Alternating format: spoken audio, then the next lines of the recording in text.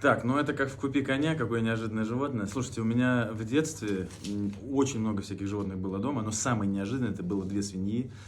У меня отец пришел вечером с работы с мешком.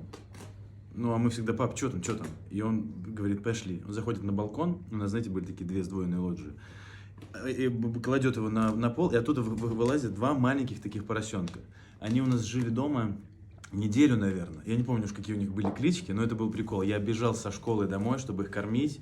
Я там за ними убирал, но это было вообще роскошно. Представляете, дома два поросенка. Мы их потом отдали в деревню. Говорят, они убежали.